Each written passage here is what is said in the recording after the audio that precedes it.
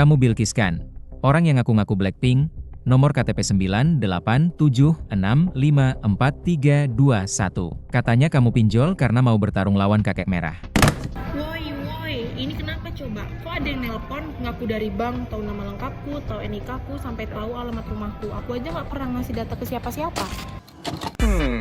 Kalian pernah juga nggak kayak gitu? Tiba-tiba gitu kan dihubungin, orang nggak dikenal, terus dia tiba-tiba tahu aja tentang kita. Padahal kita sendiri nggak ngasih tahu siapa gitu. Nah itu sebenarnya bukan kejadian di sinetron doang ya. Banyak juga sebenarnya yang terjadi dan skalanya benar-benar gede gitu. Gila nih orang, serem banget. Ini data aku dari mana coba? The next morning. Guys, tadi malam aku dapat telepon aneh. Ada orang tahu data aku, lengkap banget gila. Sampai pamong sendiri aku.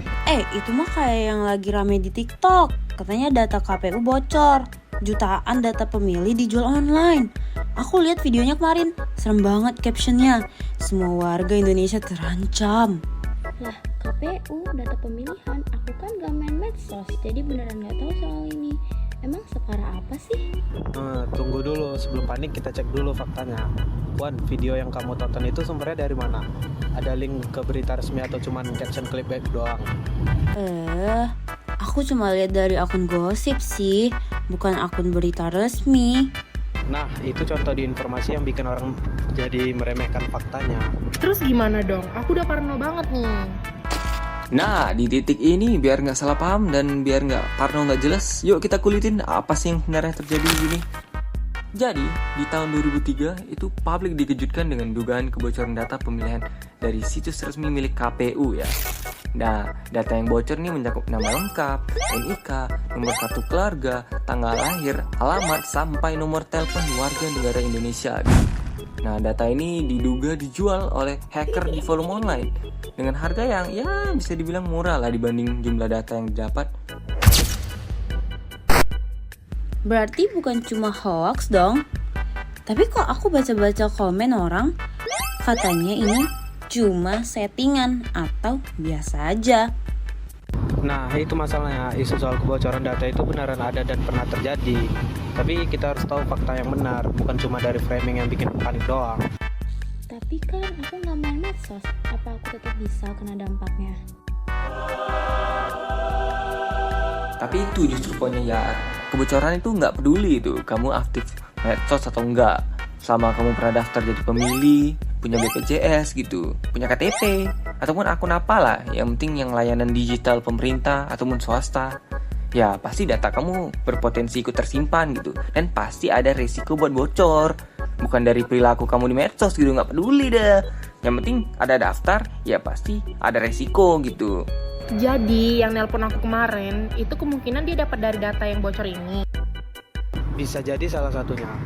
Makanya penting banget buat kita paham privasi itu bukan cuma soal aku nggak posting apa-apa jadi aman, tapi juga soal gimana institusi menjaga data yang mereka simpan tentang kita.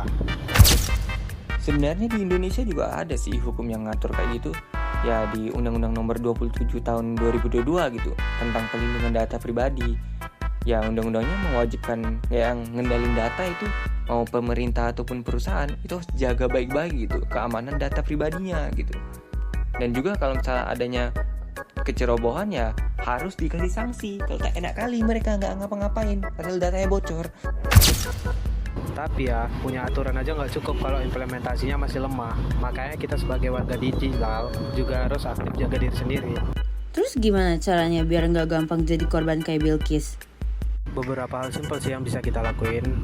Nah, yang pertama tuh jangan sembarangan kasih data pribadi, NIK, nomor HP, alamat, ke link atau formulir yang nggak jelas sumbernya. Dan yang kedua, cek izin aplikasi sebelum install, jangan asal izinkan semua. Oh ya, kalau kita nerima info kebocoran data di medsos, cek dulu ya ke sumber berita resmi sebelum percaya atau ikut nyebarin.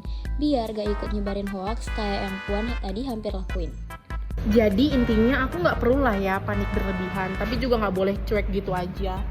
Berarti walaupun aku nggak main medsos, aku tetap harus aware soal ini ya, karena ini nyangkut hak aku sebagai warga negara juga. Oh, jadi bukan cuma soal aku dihubungin orang asing, tapi ini masalah yang lebih besar soal gimana negara dan kita sama-sama jaga data warga. Aku juga deh, Sebelum share info, mending cek dulu sumbernya, biar nggak ikut nyebar informasi yang salah.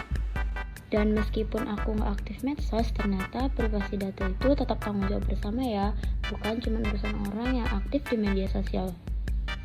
Betul, jadi warga negara digital yang baik itu bukan cuma soal pinter pakai teknologi, tapi juga kritis, paham hak kita atas data pribadi dan ikut menjaga privasi baik punya kita sendiri maupun orang lain.